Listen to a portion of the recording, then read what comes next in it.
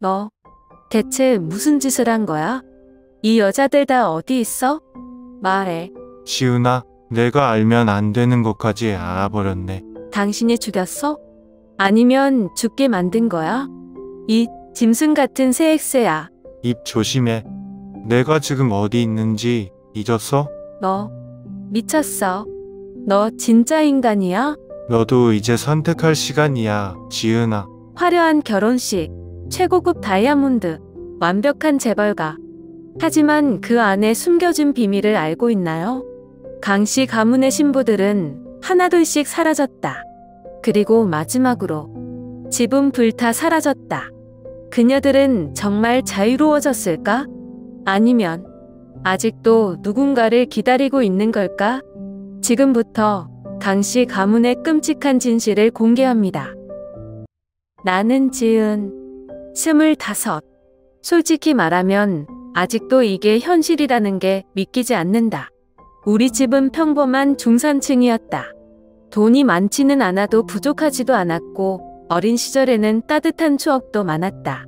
그런데 아버지가 사업에 실패하면서 모든 것이 무너졌다. 처음에는 단순한 부채라고 생각했다. 하지만 시간이 지나면서 빚은 눈덩이처럼 불어났고 결국 사채까지 손을 대게 되었다. 하루가 멀다 하고 빚쟁이들이 집을 찾아왔고 아버지는 점점 말수가 줄어들었다. 어머니는 항상 불안해하며 전전긍긍했다. 그러던 어느 날 아버지는 나를 부르더니 무거운 목소리로 말했다. 지은아, 내가 시집을 가야겠다. 순간 귀를 의심했다. 요즘 세상에 이런 일이 가능할까? 내가 어떤 집안에 시집 가야 하는지 듣기도 전에 숨이 막혔다. 하지만 아버지의 눈빛은 단호했다. 아버지, 설마 저를 돈 대신 팔겠다는 말이에요? 아니다. 너한테도 손해는 아니야. 좋은 집안이야. 내가 결혼만 하면 우리 가족은 다시 일어설 수 있어. 그리고 내가 결혼해야 할 상대가 누구인지 들었을 때 머릿속이 새하얘졌다. 강씨 집안. 그 이름만으로도 사람들의 표정이 바뀌는 가문. 전통 있는 재벌 가문으로 감히 평범한 사람들이 넘볼 수도 없는 집안이었다. 그리고 내 남편이 될 사람은 강현우. 나는 강현우를 알지 못했다. 그저 뉴스에서 몇 번 본 적 있는 차갑고 무표정한 얼굴, 감정을 읽을 수 없는 눈빛. 사람들이 말하길 그는 유능한 사업가지만 인간미가 없다고 했다. 그렇게 나는 결혼을 하게 됐다. 결혼식은 상상 이상으로 화려했다. 강남 최고급 호텔에서 열렸고 하객들은 모두 재벌가와 유명인들 뿐이었다. 유명 브랜드의 드레스를 입고 최고급 다이아몬드가 박힌 반지를 끼고 수많은 카메라 플래시를 받으며 걸어가는 순간 나는 도망치고 싶었다. 사람들은 속삭였다. 강현우, 결국 결혼하네. 근데 신부는 누구야? 처음 보는 얼굴인데 강씨 가문이 저 여자를 선택한 이유가 뭘까? 나는 조용히 고개를 숙였다. 마치 내가 사고 팔린 물건이라도 된 것처럼 사람들의 시선이 따가웠다. 결혼 후 나는 강씨 가문의 대저택으로 들어갔다. 그곳은 전통 한옥을 개조한 집이었는데 외관은 고풍스럽고 아름다웠지만 왠지 모르게 싸늘한 느낌이 들었다. 복도에는 오래된 그림들이 걸려 있었고 커다란 창문에는 무거운 커튼이 드리워져 있었다. 이 집 너무 조용해. 신혼 첫날 밤 나는 혼자 신방에 남겨졌다. 신랑인 현우는 결혼식이 끝나자마자 사라졌고 나는 그를 기다려야 할지 아니면 그냥 자야 할지조차 모르겠었다. 그렇게 혼자서 하룻밤을 보내고 나니 이 결혼이 어떤 의미인지 조금씩 깨닫기 시작했다. 현우는 매일 늦게 들어왔다. 혹은 아이 집에 들어오지 않았다. 하루는 그에게 물었다. 우리 부부 맞아요? 그는 조용히 나를 바라보더니 단 한마디만 했다. 서로 간섭하지 않는 게 좋을 거야. 그게 끝이었다. 그날 이후 나는 이 집에서 강현우의 아내라는 이름으로 존재할 뿐이었다. 하지만 더 이상한 건 그의 서재였다. 그 방은 항상 잠겨 있었다. 집안의 다른 공간은 다 들어갈 수 있었지만 유독 그의 방만큼은 철저히 닫혀 있었다. 아무리 늦은 밤이어도 새벽이어도 그 방에서 나오는 일이 거의 없었다. 가끔 문틈 사이로 새어나오는 희미한 불빛을 보며 궁금했다. 저 안에서 도대체 뭘 하는 걸까? 어떤 날은 희미한 소리가 들렸다. 무언가 바닥에 떨어지는 소리, 책장을 넘기는 듯한 소리, 그리고 가끔 누군가와 대화하는 듯한 희미한 목소리. 그는 누구와 이야기하고 있는 걸까? 나는 몰래 그의 방을 기웃거리다가 한밤중에 복도에서 그와 마주쳤다. 뭐 하는 거야? 차가운 목소리. 어둠 속에서 빛나는 그의 눈빛이 서늘했다. 나는 순간 얼어붙었다. 그냥 지나가다가. 그는 한숨을 쉬고는 내게 한 걸음 다가왔다. 그리고 낮은 목소리로 말했다. 내 방에는 절대 들어오지 마. 나는 그날 밤을 뒤척이며 보냈다. 도대체 그 방에는 무엇이 있는 걸까? 그는 왜 나와 거리를 두는 걸까? 이 결혼이 단순한 정략 결혼이 아니라면 혹시 나는 더 큰 비밀 속으로 들어온 건 아닐까? 결혼한 지 한 달이 지났다. 처음엔 그냥 시간이 지나면 나아질 거라고 생각했다. 어색한 관계도 결국은 적응하기 마련이니까. 하지만 내 기대는 무너졌다. 강현우, 내 남편은 나를 남처럼 대했다. 아침이면 나보다 먼저 집을 나가고 밤늦게 들어와서는 내게 한마디 인사도 없이 방으로 들어갔다. 마치 우리는 부부가 아니라 같은 집에 사는 낯선 사람 같았다. 그리고 그 방. 이 집에서 유일하게 문이 잠겨 있는 곳. 낮에도 밤에도 항상 닫혀 있는 문. 왜 저렇게 철저하게 숨기는 걸까? 처음엔 별로 신경 쓰지 않으려 했다. 남자들에게는 누구나 자기만의 공간이 필요할 수도 있으니까. 하지만 시간이 지날수록 나는 그 방에 대해 점점 더 궁금해졌다. 어느 날 가정부 김 여사가 나지막한 목소리로 내게 말했다. 사모님, 그 방에는 절대 들어가지 마세요. 왜요? 그냥 들어가면 안 되는 곳이에요. 그녀의 얼굴에는 분명한 두려움이 서려 있었다. 나는 가만히 그녀를 바라보았지만 더 이상 자세한 설명은 듣지 못했다. 그렇게 금지된 공간이 되어버린 그 방. 나는 점점 더 거기에 끌렸다. 강씨 가문의 연회가 있던 날이었다. 강현우는 가족들과 함께 강남의 고급 호텔에서 파티를 즐기고 있을 것이고 가정부들도 모두 손님 접대를 위해 나가 있었다. 집에는 나 혼자였다. 지금이 기회야. 나는 조용히 복도를 지나 그의 방 앞에 섰다. 문을 살짝 밀어보았지만 역시나 잠겨 있었다. 하지만 가정부들이 키를 보관하는 곳을 알고 있었기에 나는 서랍에서 열쇠를 꺼냈다. 심장이 쿵쿵 뛰었다. 나는 천천히 열쇠를 꽂고 돌렸다. 그리고 딸깍 문이 열렸다. 나는 깊이 숨을 들이마시고 안으로 들어갔다. 방 안은 생각보다 어두웠다. 창문에는 커튼이 드리워져 있었고 벽에는 오래된 장식들이 걸려 있었다. 그리고 그 순간 내 눈앞에 펼쳐진 광경을 보고 숨이 멎었다. 한쪽 벽 가득 걸려 있는 여자들의 초상화. 그런데 이상했다. 그림 속의 얼굴들이 모두 나와 닮아 있었다. 나는 두려움에 떨며 그림을 하나하나 살펴보았다. 어떤 것은 흑백으로 그려진 오래된 초상화였고 어떤 것은 현대적인 유화였다.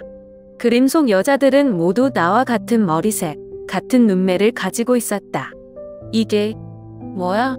나는 떨리는 손으로 책상 위에 두꺼운 공책을 펼쳤다. 그 안에는 한 줄 한 줄 사람들의 이름이 적혀 있었다. 그 아래에는 짧은 문장이 적혀 있었다. 부적합, 완벽하지 않음, 불합격. 목이 바짝 말랐다. 이 사람들은 누구지? 왜 전부 나랑 닮았지? 나는 심장이 터질 듯한 공포 속에서 공책을 덮었다. 그리고 서랍을 열어보려는 순간 쾅! 갑자기 문이 열리면서 거친 발소리가 들렸다. 너 여기서 뭐 하는 거야? 나는 숨이 멎는 줄 알았다. 강현우가 문 앞에 서 있었다. 그의 눈빛은 차갑고 날카로웠다. 아까까지 호텔에서 연애를 즐기고 있었을 텐데 어떻게 이렇게 빨리 돌아온 걸까? 나는 얼어붙은 채로 서 있었다. 내가 그냥 무슨 일을 하는지 궁금해서 이 방에 들어오지 말라고 했을 텐데. 그는 한 걸음 다가왔다. 나는 본능적으로 뒷걸음질 쳤다. 그의 얼굴에는 감정이 거의 보이지 않았지만 눈빛이 너무도 서늘했다. 이제 어떡하지? 그 순간 그의 손이 내 손목을 꽉 붙잡았다. 지은아, 그의 목소리는 낮고 날카로웠다. 이제 내가 봐버렸네. 그날 이후 나는 더 이상 예전의 내가 아니었다. 그의 방에서 본 것들이 머릿속에서 떠나질 않았다. 벽에 걸려있던 여자들의 초상화, 공책 속에 적혀있던 익숙한 이름들, 그리고 그 밑에 쓰인 짧은 메모. 부적합, 완벽하지 않음, 불합격. 도대체 무슨 의미일까? 왜 모두 나와 닮은 얼굴일까? 나는 공포와 불안을 감추고 아무렇지 않은 척하려 했지만 점점 그럴 수 없었다. 며칠 동안 나는 가정부들과 집안 사람들의 말을 조용히 듣고 있었다. 하루는 부엌에서 김 여사와 다른 하인들이 이야기하는 소리가 들렸다. 이번 신부님은 좀 약해 보이지 않아. 그러게 지난번보다 더 말랐어. 겨울을 날 수 있을까? 나는 순간 숨이 막혔다. 지난번 나는 일부러 아무렇지 않은 척 주방으로 들어갔다. 무슨 얘기하세요? 가정부들은 흠칫 놀라며 내 얼굴을 쳐다봤다. 아, 그냥 사모님께서 너무 마르셔서요. 겨울에 감기 걸리실까봐 걱정돼서요. 거짓말이었다. 분명 무언가를 숨기고 있었다. 그리고 그날 밤 나는 더 충격적인 말을 듣게 되었다. 늦은 밤 화장실에 가려고 복도를 지나가던 중 하인들의 작은 속삭임이 들려왔다. 이번에도 오래 못 버티겠지? 그러게 지난번 서연 씨도 6개월 만에 사라졌잖아. 나는 그 자리에서 굳어버렸다. 서연, 그 이름 분명히 공책에서 봤다. 나는 숨을 죽이고 계속 들었다. 이번에는 얼마나 버틸까? 모르지. 하지만 오래 가진 못할 거야. 그들은 마치 내가 없는 사람처럼 이야기하고 있었다. 그리고 그 말들은 너무나도 자연스러웠다. 나는 더 이상 참을 수 없었다. 서연 씨가 사라졌다고요?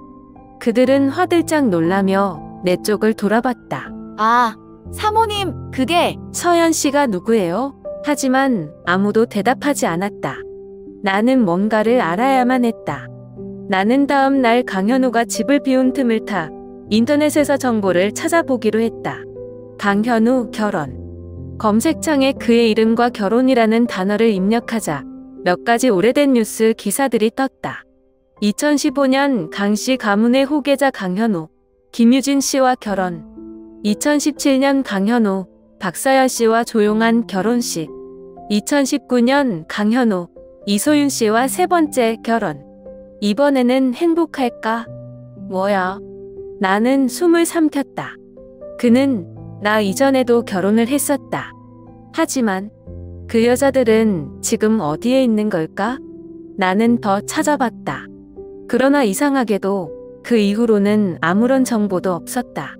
인터넷에서도 기사에서도 그녀들은 마치 존재하지 않았던 사람처럼 사라져 있었다. 그럼 그 여자들은 지금 어디에 있는 걸까? 그리고 나도 그들과 같은 운명을 맞이하게 될까? 그날 밤 나는 결심했다. 더 이상 망설일 수 없었다. 이 집에서 무슨 일이 있었는지, 그리고 나에게 닥칠 미래가 어떤 것인지 반드시 알아야만 했다. 나는 조용히 방을 빠져나와 복도를 걸었다. 온 집안은 깊은 정적에 휩싸여 있었다. 가정부들도 모두 자기 방에 들어간 듯했고 강현우 역시 방에 들어간 지 오래였다. 나는 열쇠를 들고 그의 서재 문 앞에 섰다. 떨리는 손으로 문을 열었다. 제발 아무도 오지 않기를. 방 안은 낮에 본 것과 다를 바 없었다. 하지만 오늘은 조금 더 깊이 찾아보기로 했다. 책장, 서랍, 서류 더미. 나는 조심스럽게 하나하나 확인했다. 하지만 별다른 단서는 나오지 않았다. 뭔가 더 있을 텐데. 그때 책장 구석에서 이상한 틈이 보였다. 마치 그곳에 무언가 숨겨져 있는 듯했다. 나는 손을 뻗어 조심스럽게 밀었다. 탁 책장 뒤쪽에서 작은 나무 상자가 드러났다. 나는 심장이 미친 듯이 뛰는 걸 느끼며 그것을 조심스럽게 열었다. 그리고 그 순간 나는 그대로 주저앉을 뻔했다. 상자 안에는 오래된 물건들이 들어있었다. 낡은 결혼 반지 여러 개, 말라붙은 듯한 여자의 머리카락, 누군가의 이름이 적힌 작은 메모들. 나는 손을 덜덜 떨며 반지들을 확인했다. 반지 안쪽에는 각각 다른 이름이 새겨져 있었다. 김유진, 박서연, 이소윤, 그리고 마지막으로 아주 익숙한 이름이 보였다. 강지은. 이건 내 이름이잖아. 그 순간 머릿속이 새하얘졌다. 나는 믿고 싶지 않았다. 하지만 분명했다. 이 반지는 죽은 여자들의 것이다. 이 머리카락은 그들의 것이다. 그들은 사라진 것이 아니다. 그들은 죽었다. 팍! 갑자기 문이 닫히는 소리가 들렸다. 등 뒤에서 서늘한 기운이 느껴졌다. 뭘 보고 있는 거요? 차가운 목소리. 나는 천천히 돌아섰다. 강현우가 문 앞에 서 있었다. 어둠 속에서도 그의 눈빛은 선명했다.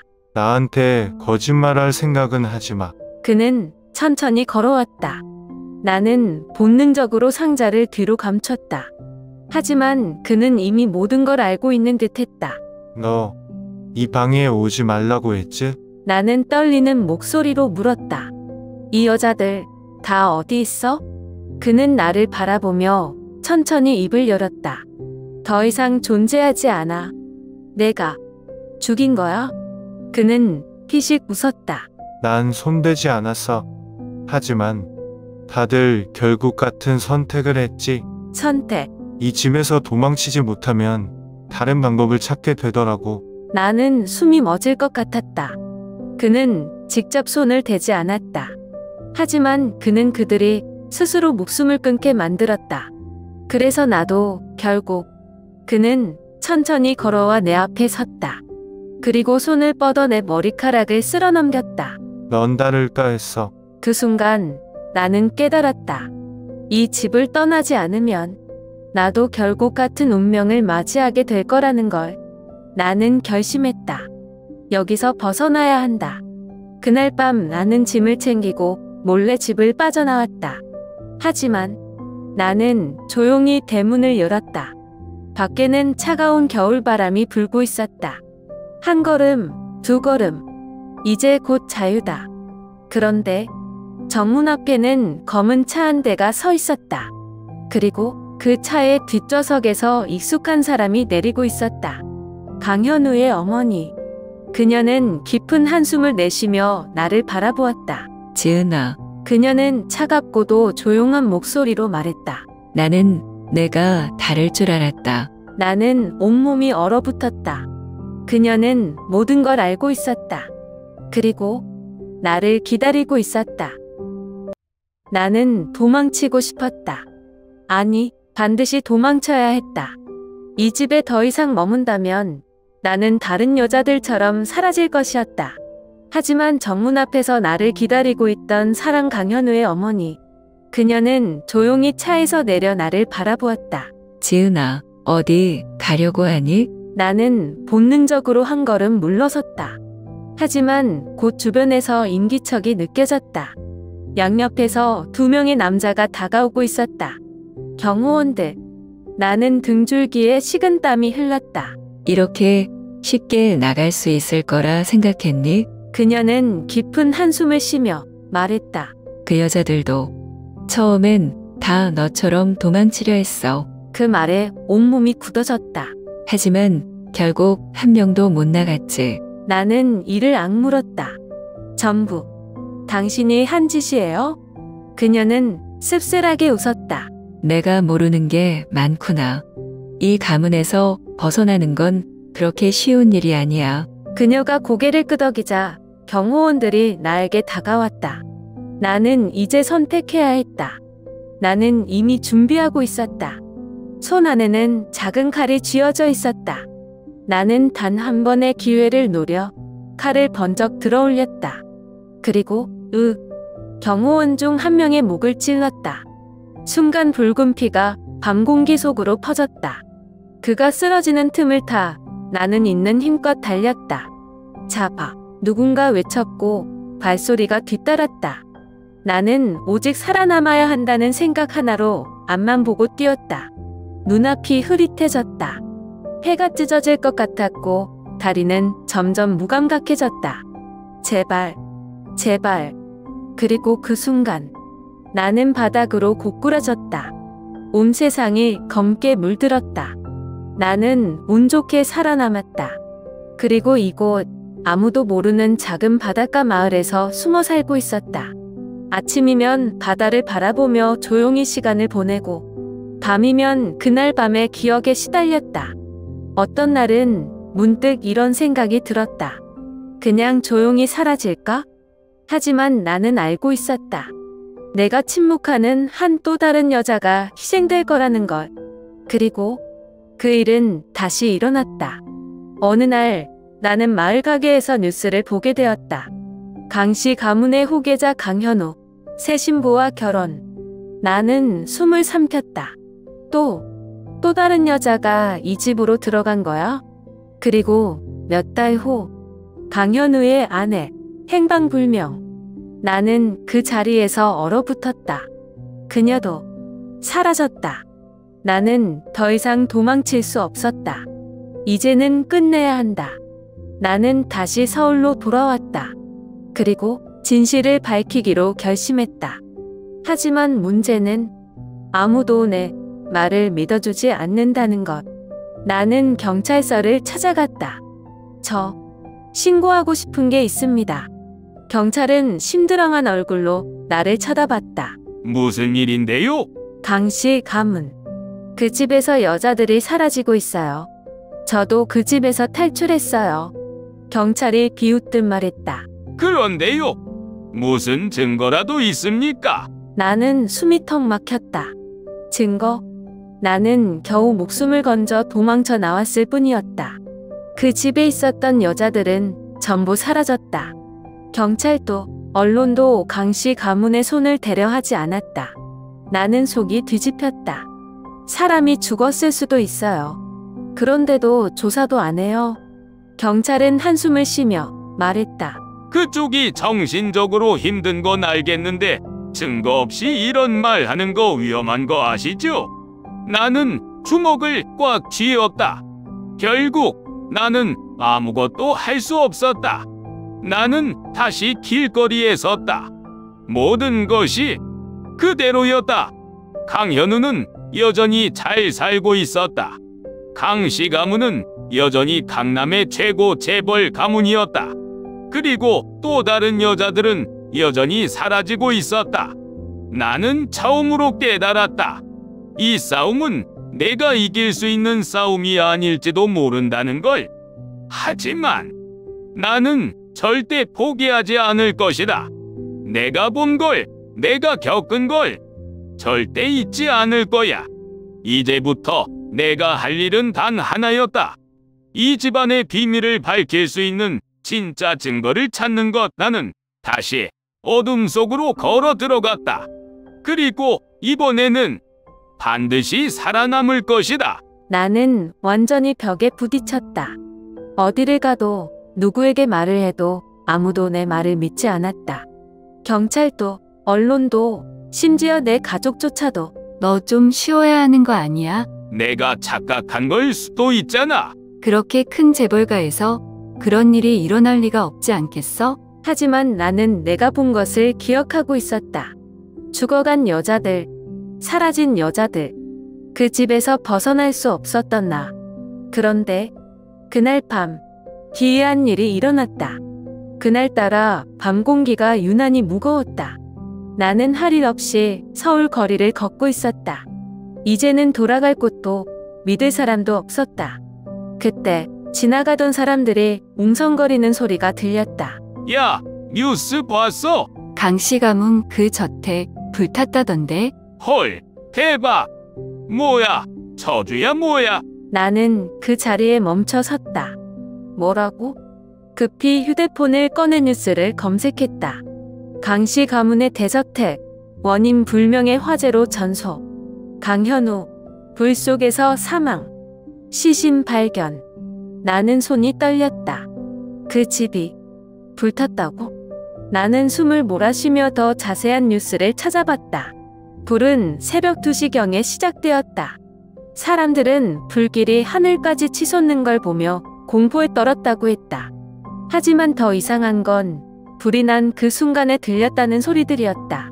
여자들, 울음소리가 들렸어. 누군가 비명을 지르는 것 같았어. 그런데 이상하게도 웃음소리도 들렸어. 사람들은 입을 모아 말했다. 죽은 여자들이 돌아온 거야. 그리고 경찰이 잿더미 속에서 발견한 것. 강현우의 시신.